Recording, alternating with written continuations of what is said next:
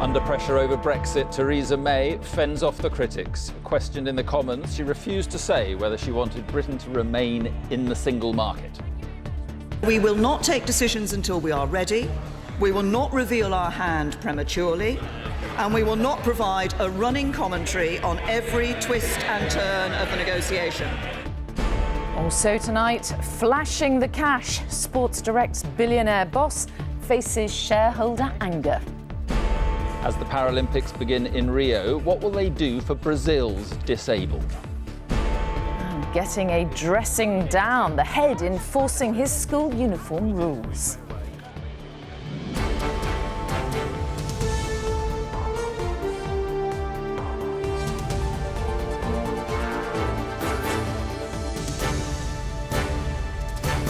This is the ITV Evening News with Mark Austin and Mary Nightingale.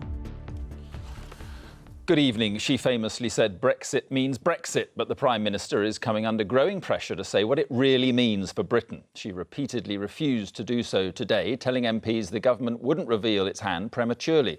Yet, even as she spoke, she was dealt a blow over Brexit by a major business leader.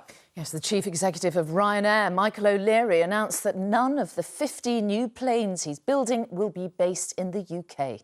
And he described British politicians working on Brexit as headless chickens who have no idea where they'll end up.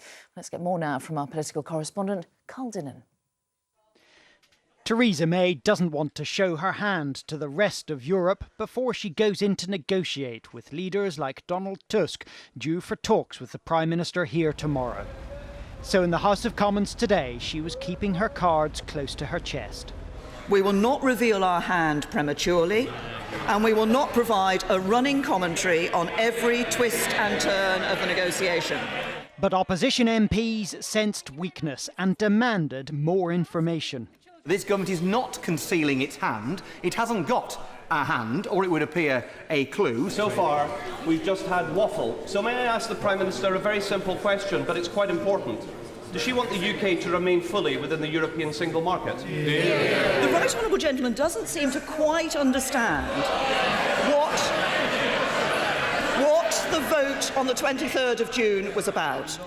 The United Kingdom will leave the European Union, and we will build a new relationship with the European Union. But all we know about that so far is it involves controlling immigration and getting as many free trade deals as possible. And the uncertainty may now be affecting business. Ryanair is building 50 new planes for next year, but says none of them will now be based in the UK. I think it's very difficult for anybody to speculate on Brexit, since nobody has a clue what Brexit means or will look like, including the British government. So the calls for a plan are growing louder. There are big questions that need resolved around our trade policy, around our investment policy and our immigration policy.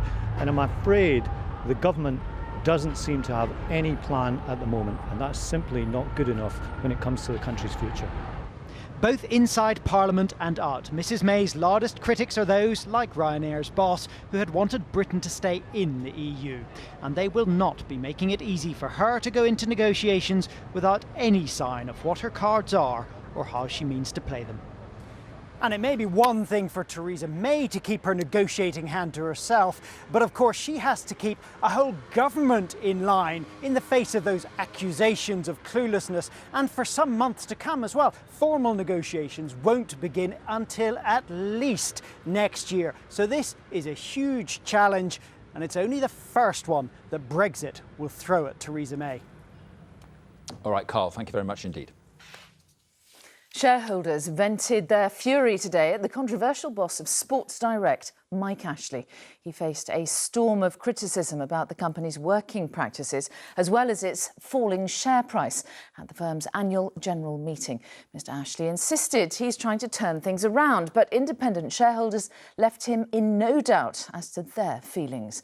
Our business editor, Joel Hills, was there. You knew, yeah? Mike Ashley promises a new culture of openness at Sports Direct, and to prove it, he threw open the doors of the warehouse that landed the company in trouble.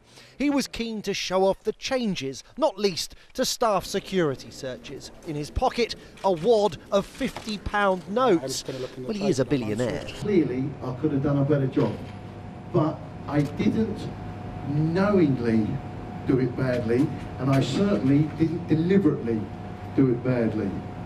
It's a change of heart that feels from the heart, but it came too late to prevent a rebellion by the company's shareholders. Shareholders are unhappy that Sports Direct's share price has fallen by 60% in the last 12 months. They're unhappy with the profits warnings, the latest this morning stating that earnings this year will slump. And many don't like some of the deals the company's done. Mike Ashley's brother, John, recently won the contract to deliver the international online orders. Mike Ashley's daughter's boyfriend was hired to manage Sports Direct's property team, despite lacking any obvious experience. Mike Ashley owns 55% of all the shares in Sports Direct. The rest are owned by independent investors, and today just over half of them voted to oust the chairman, Keith Hellawell. But Hellawell is staying. He says to turn the business around, although he will stand down next year if they vote him out again. Keith Hellawell was once a successful chief constable with a tough reputation, but investors doubt his retail experience and his willingness to stand up to Mike Ashley. After the vote, the two men faced the press together. If he's prepared to stay, I would more than welcome all his support, knowledge, efforts in making a difference, helping us make a difference. The point here, though, is that you and your board have spent years defending what you now accept was indefensible. If you were really, Mike Ashley, serious about change, you would accept your chairman's resignation. I disagree with you. I think I am serious about change. This rebellion is over, the board have survived, but Mike Ashley has promised he will stand down if he fails to fix the company's problems. Joel Hills, ITV News in Shirebrook. The main Syrian opposition groups have been meeting in London today to work out a plan for removing President Assad. It came as Russia and the US announced 2 days of talks on Syria starting tomorrow. But there's no evidence that President Assad intends to go willingly, and little sign of him ending his relentless bombardment of opponents and civilians. Dan Rivers reports. A glimpse into the Syria of the present makes you realise how far removed is today's vision of its future. This morning, once again, the Al-Sakri area of Aleppo was shelled, less than 24 hours after being hit by a chlorine gas attack. The victims are too young to understand this war. This brother and sister begging to be taken to their injured father, part of Syria's lost generation who so desperately need this conflict to end. Today in London, the main Syrian opposition group, the High Negotiation Committee, presented their blueprint for achieving just that, calling for the resignation of President Assad, a transitional government and a new constitution. How can you ever achieve this plan? This is the reality. We need to be prepared for the future. This is a message to the world, to the international community who are saying the Syrian opposition are not prepared, they're not organized, they're not united. Today, the Foreign Secretary was among those lending their support, but this discussion is at best aspirational. Assad's position seems stronger than ever. As fighting continues, the opposition plan for peace seems a remote pipe dream. One teacher in Aleppo I spoke to said their best hope is among the next generation. We don't believe in politics anymore, but what we need is time.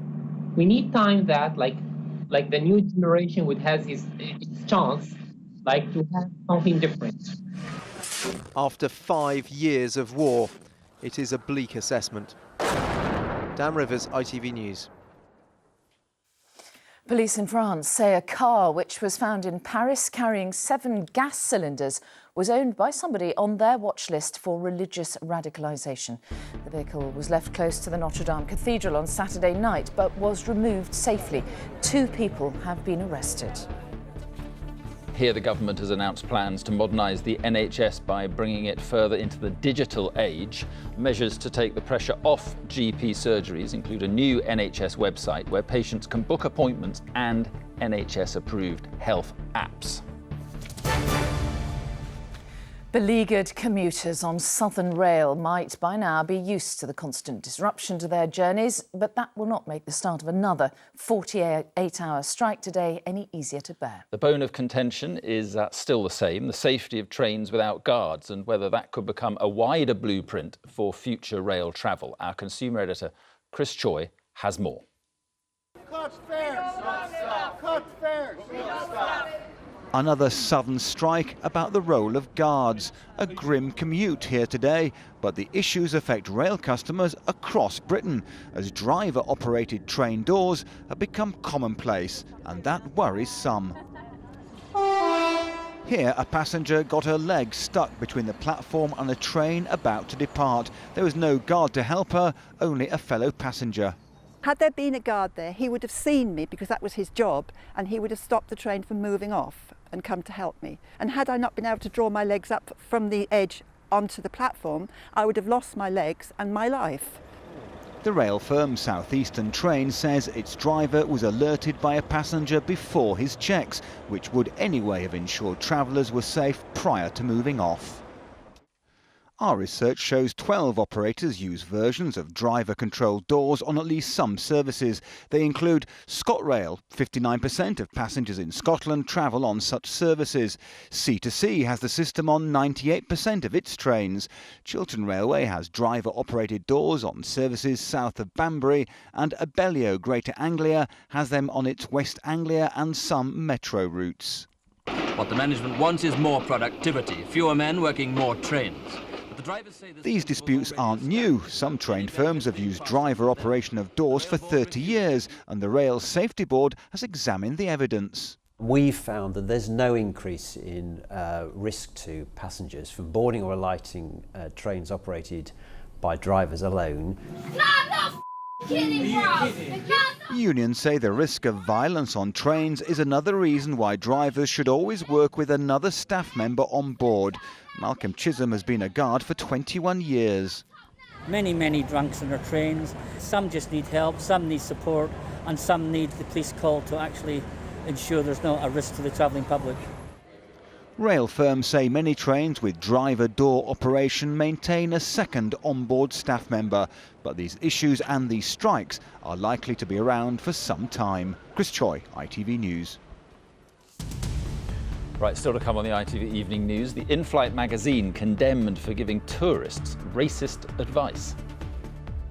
And the explosion that turned this 800-foot chimney into a cloud of dust. That story and the rest of the day's news after the break.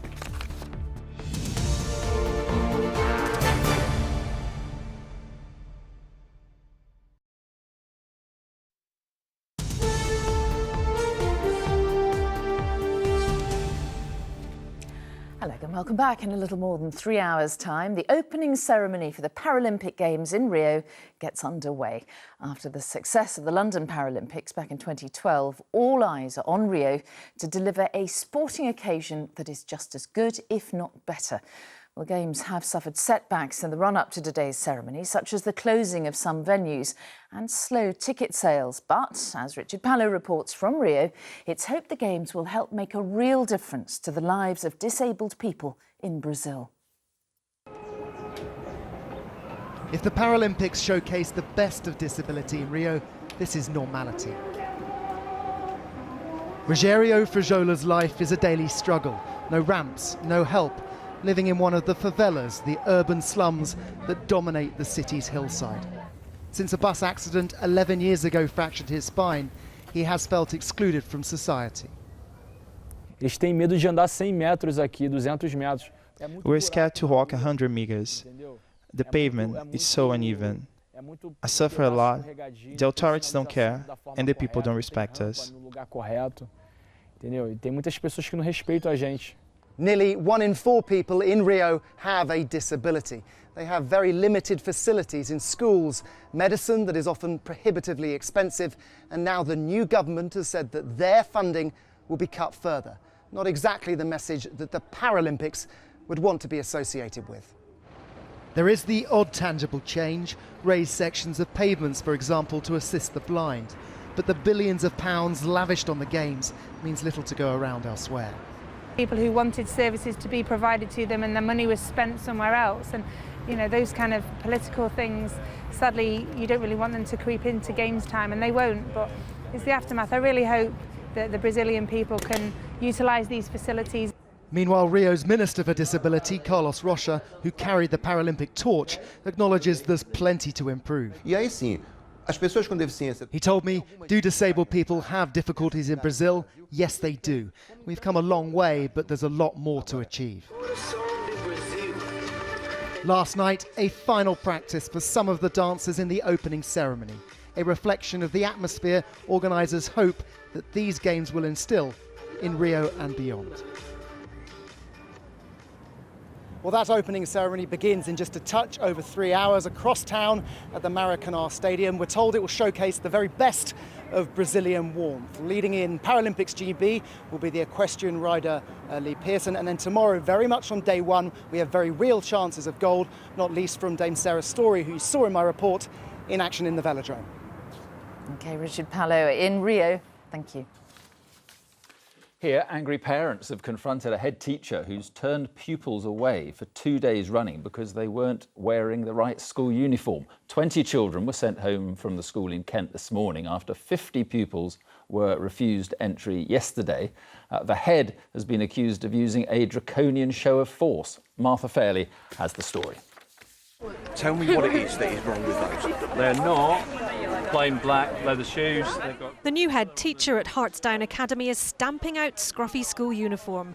On the first day of term, 60 pupils were turned away at the gates. Today, 20 were sent home for being incorrectly dressed, upsetting pupils and their parents. Entitled to an education, needs to be in school, and they'll throw them out because of baggy trousers. I agree with the uniform policy. They do need to look smart. I looked smart when I went to school, but it was the way it was handled. This is what the school expects its pupils to wear. A black school blazer, school tie, plain white shirt and knee-length skirt or formal trousers with plain black shoes.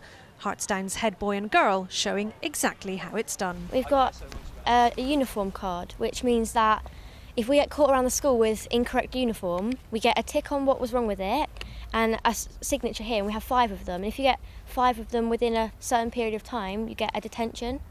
And nobody wants detention, so everyone's kind of conforming with it now. And head teacher Mr. Tate says the tough line on trainers and ties is all part of his drive for excellence. I care so much about this school and the children that go to the school. I want them to have the education that they deserve. I know by setting this line straight away and saying this is what we believe in, this is what we're about, we value you so much that we expect the very best from you, the very highest from you, sends that clear message. Only a handful of pupils still haven't met those standards, but Hartsdown Academy is determined to teach them how to be smarter. Martha Fairley, ITV News, Margate. A major Chinese airline is under fire tonight over claims that its in-flight magazine is giving racist advice to tourists visiting London. The article says people should take precautions when visiting parts of the capital, which are, in its words, populated by Indians, Pakistanis and black people. The magazine is published by Air China. Sally Lockwood reports. Nearly 270,000 Chinese tourists a year visit London. But if they arrive with Air China, they're not advised to explore all of it. Air China. Flick through the in-flight magazine on your way in and you'll find this travel advice. It warns to take precautions in areas populated by Indians, Pakistanis and black people and adds that females should always be accompanied. Though does this advice, perceived as racist and offensive here, reflect Chinese perception? My friends told me that you should not go to the place where black people live. If I know exactly where lots of Pakistan, like Indian live, maybe I need to avoid go there. And what about travelling on your own as a woman in London? I tend to go outside with at least 2 people. There is common perception in China that there are prejudice against the black people and also Indian and Pakistani people, but I think it's more out of ignorance rather than prejudice. With no official explanation yet, one London MP has written to the Chinese ambassador. I wanted them to first withdraw that magazine, secondly, to apologise. With the state-run airline so far refusing to comment, Air China's landings into London are currently into diplomatic hot water. Sally Lockwood, ITV News. And finally, a chimney more than twice the height of Big Ben today became the tallest concrete structure ever demolished in the UK.